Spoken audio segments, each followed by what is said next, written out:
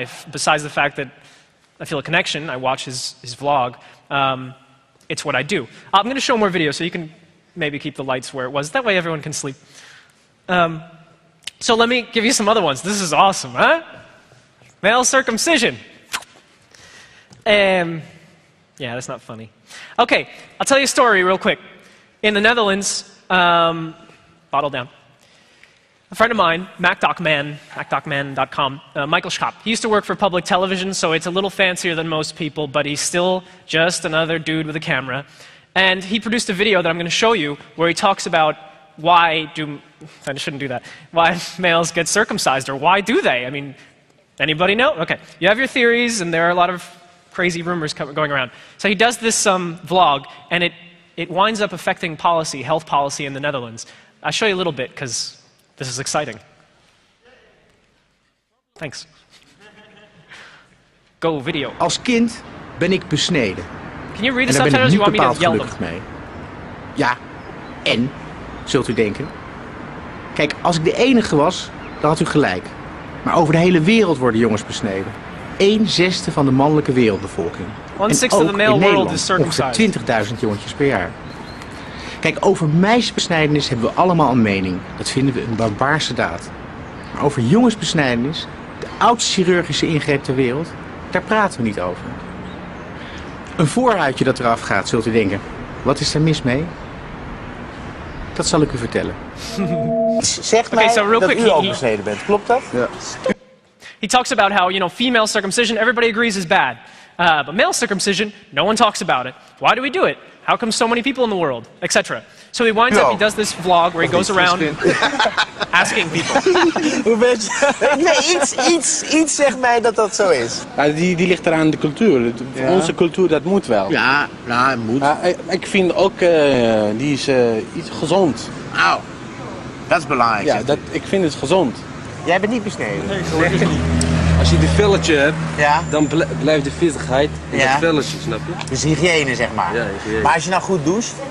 So I'm just showing you this not to teach you because it's very interesting. You should watch it. Nee. But because this is what he does. He goes around asking people, and then he sits down with, he gets some doctors. I mean, this is a real production. I am very lazy. Sometimes I just sit home and I use stats or I'll talk alone. This is the style of a real traditional vlogger on his own. So Michael does this video. It's pretty good. I'm not going to play the whole thing. There's not enough time. What? Yeah. Oh, yeah. But here's what's interesting. He does the video, puts it up on the vlog. A few weeks later, it starts circulating among the Dutch ministers. This is how I hear it. I don't know the Dutch ministers. They're nice. Except for the one with the voting machines. Yeah, they all suck. I'm lying. And apparently it starts to circulate among parliamentarians. What happens? They change the health policy. Male circumcision no longer covered by the national insurance.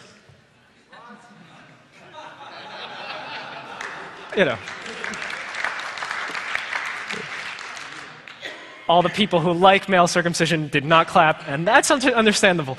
But here's what's weird. Here's what's weird. It changed policy. That's my point, that people can change policy and we are. We're not many, but we're doing it. No, what's weird is that they then produced a new subsidy for circumcision centers to do it for really cheap. So actually he's been getting letters from families that want them going, thank you. But still, he changed health policy using the power of a vlog, personal media. Now he's a little fancier than most people, but still, the power is obvious. Let's move on. All right, my friend Mikey Pod, I know him from Mikey Pod. You know our names, Bicycle Mark, Mikey Pod, what the fuck? It's not Walter Cronkite or, but hey, that's how it goes. My friend Mikey Pod lands an interview. He's a citizen journalist, he calls himself. Mikey Pod on the bayou? Wait, not yet, I changed my mind. And there was a woman who was actually retarded, it turns out, being executed in Texas. Francis Newton. And, Texecuted? Texecuted. And she was going to be executed. There's that whole question of, first of all, should you execute people? Second of all, should you execute people who are retarded? These are all valid questions. Beyond that, moving on. I'm being heckled. Hold on. Monkeypod does an interview with her mother, okay? Would regular newspapers do this? Would regular media do it? Maybe. Did they? No. No, because they don't want, right, you're shaking your head, no. Probably wouldn't because they don't want people to feel like the person being executed is really human. They don't want to hear from a family member. Monkeypod goes, sits with the mom, and does an interview in a podcast. I'm probably not going to... Monkeypod on the Bayou, episode 8. What a scratchy voice I have today. Hello, this is Monkeypod on the Bayou, if you're new to the show, welcome. Today I'm doing a kind of no-frill show. I have an interview for you with Jill Nelms, who's the mother of Frances Newton, who is on death row. She is scheduled to be killed on September 14th let's see if I get in the state of Texas. I believe that she didn't receive a fair trial, and there are a lot of other people who feel the same way. And yeah, I mean, that pretty much explains it. I did a little mini 10-minute podcast a couple days ago. After going to the first meeting, my first meeting of the Committee to Free Frances Newton. And so I met Frances' mom there that night. It's in here somewhere, I swear. We talked for about 2.5 hours. I recorded about half an hour of it. And here's another thing that's unique. I keep cutting it off. I can't shut up. Is that he tells you about the process. You never used to hear about the process with journalism, with media. You'd get the final product, and you'd listen. It sounded good. You're getting a whole new experience now. You're understanding how the journalist thinks, which is really important if you want to understand how they report on things. You know, what's their bias? If you know it, then you know how to decide for yourself what's fact, what's interesting. So again, this is actually a good example of how in podcasting we can talk about the process, just like you can in the text of a blog or even in a video. I'm going to move on because I know I'm pushing it in time. Can somebody... 5? That's funny. Okay. The macaca was this fantastic thing where... I can't do it now. But U.S. Senator George Allen calls a guy who is of brown skin, who's American, calls him a racial slur during a campaign. Show it. And it was captured... Hey, go back. It was captured on video. Come on now. And as a result, it got on the blogs, YouTube, yeah. My friends, we're going to run this campaign on positive, constructive ideas. And it's important that we motivate and inspire people for something. So this fellow here over here with the yellow shirt, Macaca, or whatever his name is. Calls him Macaca. He's with my opponent. He's following us around every... The guy has no idea what he's doing, and he has a fantastic history of things like racism and fun guy. And he's been a senator forever. And he calls the guy Macaca. It turns out, thanks to blogs who post about it, I'm getting it slightly wrong, but his mom was born in Algeria, French speaker, growing up. One of their racial slurs for anyone that wasn't white was a macaque, a monkey. And when he points to a guy on the campaign, what word comes to mind out of all the words? Macaca, he calls the guy. The beauty in terms of today's society is that he can't just do that because the blogs, thankfully, and the podcasts and the video blogs, that damn YouTube, if it's not a cat falling off a chair, it's a racist senator. That's YouTube. That should be YouTube's thing. If it's not a cat, it's racist. And as a result, it comes out. The mainstream press wasn't talking about it. They didn't fully understand what happened. The blogs can do it. I mean, that's why we are more powerful. And this is, to me, citizen journalism, pod journalism. Name it what you want. The kid comes on Democracy Now!, which is a beautiful thing, but I'm not going to play it. Referring to. This is, I can't show it. This is unbelievable.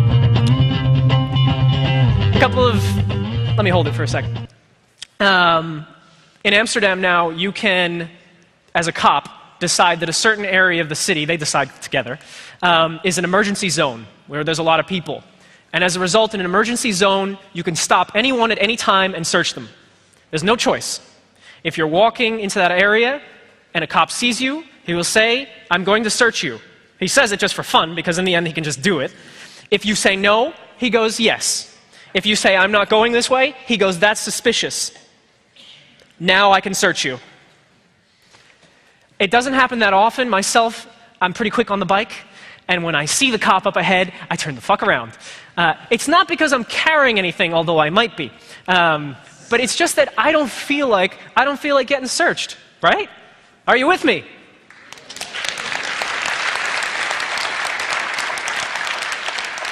Probably got about 2 minutes, so I'm glad I got that in. It's a very exciting video. They get searched. He was carrying like a good citizen journalist. Currently, the Dutch police have been granted rights to frisk. His friend is a lawyer. That helps too. So as they're walking around with the camera, they got a lawyer. people on the middle of the street on the basis of no other presumption. Aan de officier van justitie, die geeft ons toestemming. Daar ben je naar de hele binnenstad. Oké, nou dan moet ik weten dat he's going to search him, and it doesn't fucking matter what he does. Nee, ik weet ook dat de hele bevoegdheid van de politie illegaal is. Illegaal is. Juist. Nou, maar goed, die discussie ga ik in ieder geval niet met u aandoen. En dat mag u eventjes niet doen, anders gaat het cameraatje met mij mee. So I can film my friend. Waarvan? Hè? Waarvan? Dat ik gefilmd word. Nou, I'm filming my friend. Ik vraag nu even uw medewerking, want u bent verplicht hier gewoon aan mee te werken. Okay. All my videos have a theme. I cannot film my friend? No, you cannot film yourself. I can film myself. You can film yourself, but don't play games with me because I'm really pissed off if you're doing this. Why? Yes? What's the matter? Why can't I film myself? Am I clear? Yes, I'm filming myself. Okay, so behave. I'm behaving. Very good. Because I'm really pissed off right now. Why are you pissed off at me filming my friend? Because you are pissing me off with this kind of behavior. Am I clear? Okay. Take it off now. That's okay. Is that okay? My colleague is going to search you for weapons. The upside down camera is the international symbol for I just got beat up, you know. So the cops take him and search him, and I mean, he comes out and he talks about it a little. And as a result, he comes on my program, we talk about the laws, a lot of people got talking about it. Unfortunately, in this case, I don't have cool news about Dutch ministers. They've kept the policy. I just heard that it's still in effect. They don't do it that much, but it does happen, and this got a lot of attention, oddly enough, with a lot of Dutch people, bloggers, saying, so what? Get searched. You have nothing to hide. The Netherlands is a weird place. I like it, but... Anyway, this is just an example of what we're doing as pod journalists. We carry the camera, we carry them. I always have both a camera, it's kind of risky to tell you this, and a recorder, please. Okay, not always, sometimes. And I'm always ready to record what's going on. You know, there's a lot of media out there, I understand that concern, but that's for all of us to figure out how to find these things, how to search for them. I'll skip to the end. Now just... Okay, I mean, the prospect and pitfalls are obvious, and the good part that this is at the end and I'm out of time is that the answers are not clear because it's still too early. Let me show you something. Not this. But I have this graphic I really want to show you. Yeah. Okay, it's a red arrow. That's exciting. I've shown you some examples, but when it comes to people doing this kind of work, besides the people on YouTube with their cats and their racist senators, there are not that many out there, and we have to compete with the old media. So let me show you the page in iTunes where I'm listed. Okay, I'll read it to you. There's me. There's Russian NTV right under me. Now, Denise, Week in Law, I think she's actually an independent person, which is cool. She's on her own. Everything else, New York Times, CNN, NPR, cool, CBS, HBO, what the fuck, you know? And there I am, and I have to compete with these people. No, it's not good. No, but maybe my conclusion should be, in fact, no, I should add something else, but this should be filled with independent people. I don't know, maybe they haven't figured out iTunes, which is a shitty system, but it is a system that millions use, and if we can reach the millions instead of ignoring them and calling them dumb, as I think I did during this presentation, which is ridiculous, we have to reach them. I mean, we're all in this together. Catchphrases. But this should be filled, my point is this should be filled with independent people, focusing on different topics, where they live, getting the truth out, because these guys, CNN, CBS, they don't give a fuck. I mean, some people within might, but overall, profit is the motive, and it always will be until something happens that requires them to maybe rethink the whole damn thing.